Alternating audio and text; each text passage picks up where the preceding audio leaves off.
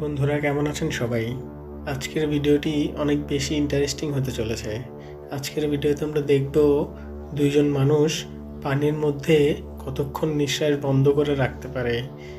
এটি চীনের একটি অত্যন্ত জনপ্রিয় প্রতিযোগিতা।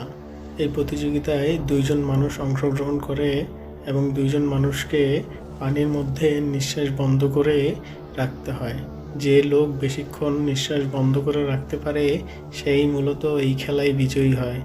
এই খেলার প্রধান আকর্ষণ হচ্ছে দুইটি গোলাকৃতি বস্তুর মধ্যে তাদেরকে বেঁধে রাখা হয়, মূলত তাদের গলা পর্যন্ত আটকে রাখা হয়।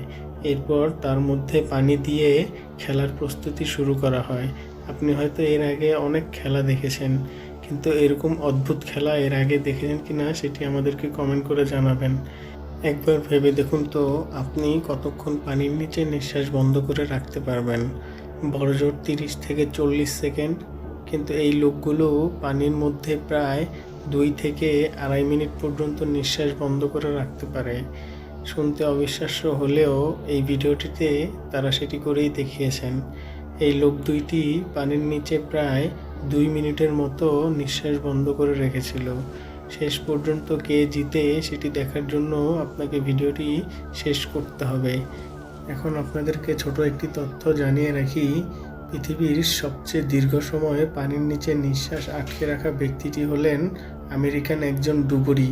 তিনি কোনো কিছুর সাহায্য ছাড়াই পানির নিচে প্রায় 9 মিনিট নিজের নিঃশ্বাস আটকে রাখতে পেরেছিলেন, যা গিনেস বুক ওয়ার্ল্ডে নাম উঠাতে সক্ষম হয়েছে।